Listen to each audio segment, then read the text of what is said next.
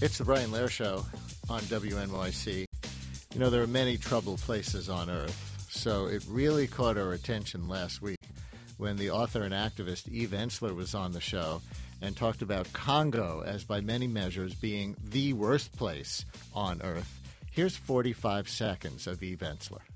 Well, I just want to say that I think what's happened there, because of this escalation of this pillaging of minerals and this desperation for the goods, is there's all these outside militias from Rwanda, from Uganda, from Burundi, and that have influenced the Congolese army as well, to see women's bodies now as this kind of desecrated landscape. So, you know, I've heard stories now of 9-month-old babies being gang raped, of 8-year-old girls being desecrated, of 80-year-old women having their legs ripped out of their sockets as they're being raped, of cannibalism, of just things that are so and because there is no world community that's intervening and in a significant way, these crimes not only continue, but they are allowed to get more grotesque.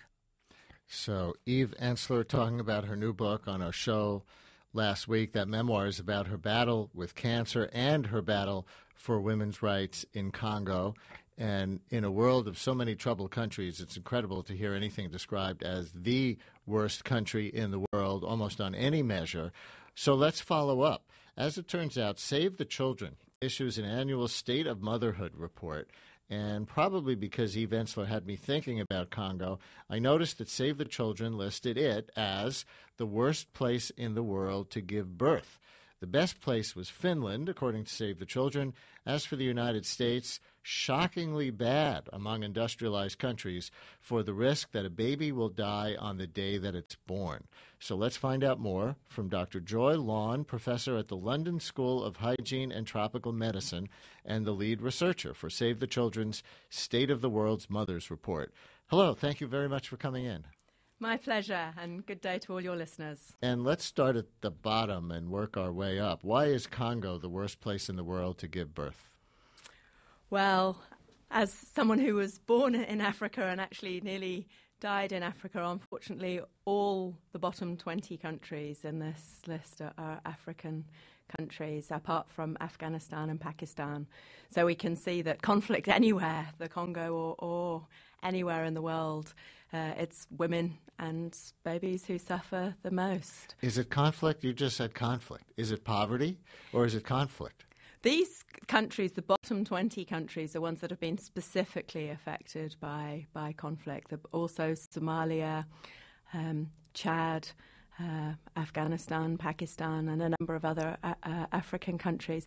So the index is based on 5 metrics. One metric is the chance of a mother dying during pregnancy and labour. And in Congo, 1 in 30 women have in their lifetime have a risk of dying. That's just a staggering statistic that we have to linger on for a moment, because it's the kind of thing that could go by and then we forget about it and we go and make tea and whatever. 1 in 30 births result in the death of the mother? Yeah. Yes, and I mean the double risk is the number of births you have as well. So if there's no access to family planning, or women are not empowered to choose how many births they want and have multiple births, and then each birth is risky, then that really stacks the chances against women, and a high proportion of births happening at home without skilled care. Each subsequent birth is riskier. Indeed. I mean, particularly if you're starting as an adolescent, that's very risky. And then if you don't have family planning, many countries in Africa still have a high fertility rate. Maybe a woman may have an average of 6 births. So she's still having births at the end of her reproductive lifespan, which in fact is an even riskier time period than as a teenager. Which, at the risk of going on a tangent that's controversial, the anti-abortion movement is always trying to remind people that there is a risk of dying from a botched abortion, especially in the developing world. But these Congo death in childbirth stats make me think it must be much riskier to a woman's health to go through pregnancy and childbirth than to have an abortion. Are there comparative numbers on that? Well, I think also in Congo both would be a risky procedure. So I really think, and this is something I've worked for Save the Children for the last decade, it's a lot about girls' education, empowering girls and access to family planning. That's what would really make the difference. And you talk about lack of access to sophisticated medical care. We're often reminded in this country that with our medicalized childbirth in hospital rooms, that childbirth is a natural act, and women have been doing it for, well, millions of years without heart monitors and Pitocin and all that other stuff. So did they used to know something in Congo that they forgot? Or was childbirth always a pretty risky business and we shouldn't romanticize natural childbirth too much? You know, childbirth is a wonderful moment, but around the world for women and for babies, it's also the riskiest moment. I mean, that's the highest chance of a baby dying. So this report highlights a new analysis for chance of dying on the first day that you're born. And around the world, 1 million babies die on the day that they're born. But what we didn't highlight in the press report, but because you're obviously a very thoughtful person and your listeners are, just to add that a really important issue is there are babies who die during labour. So around the world, there are 1.2 million babies who die. The woman goes into labour with a live baby, and the baby dies during the process of labour. And that highlights that although labour is natural, it's pretty dangerous. It is dangerous. And, you know, here in the US, we worry about having too many caesarean sections. But in rural West Africa, the caesarean section rate is 0, effectively. So we live in a crazy world where if you could redistribute caesarean sections, yes. Brazil 53%, send a few to places where women are dying because of obstructed labour or having fistula, and where many millions of babies are dying needlessly. If we could only rationally distribute the caesareans. Dr. Joy Lawn, my guest on WNYC, lead researcher for Save the Children's State of the World's Mothers Report. We can take a few phone calls for her, 212-433, WNYC, 433-9692, or post to WNYC.org.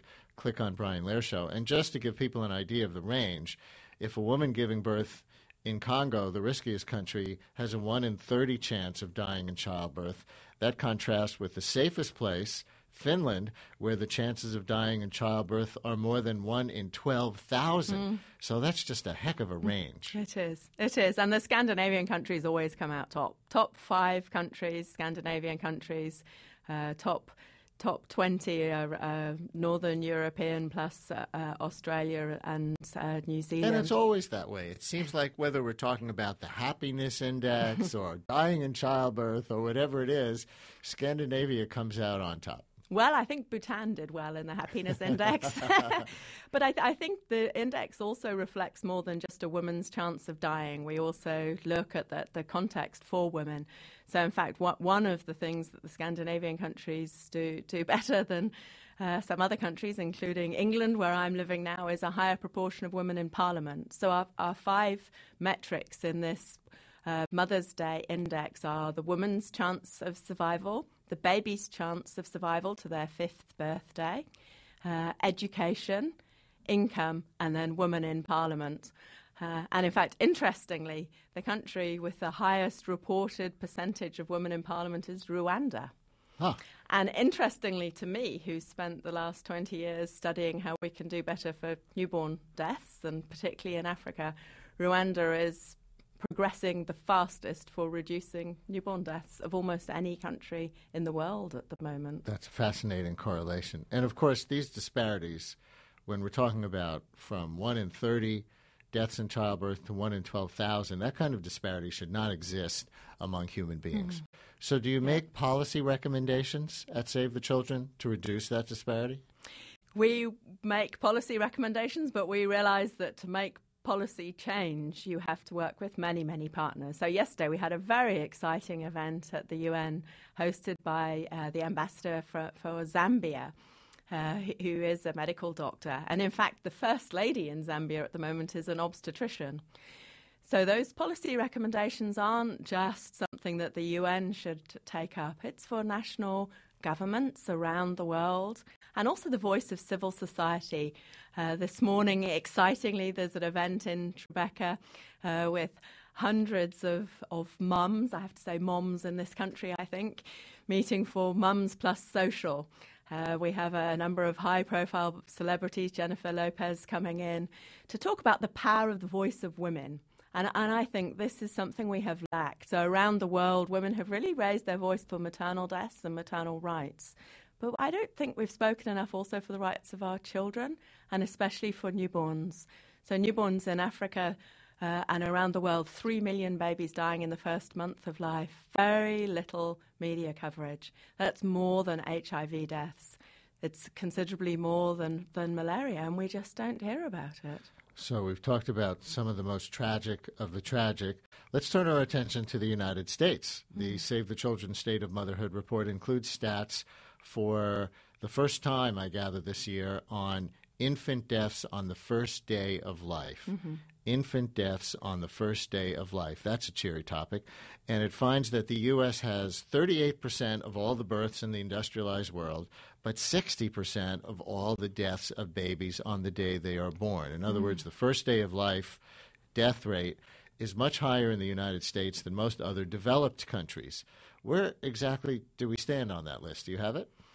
Yes, I do. So the US has a risk of around 3 per 1,000 of babies dying on the first day of life. So that translates into more than 11,000 women in the US. So we're coming to Mother's Day on Sunday.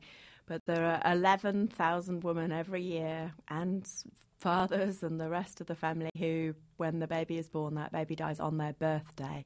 So instead of a happy first birthday, it's a lost day. Are there preventable causes? Absolutely, absolutely. So there are two, reasons to explain why the US accounts for such a big proportion of first day deaths around the world.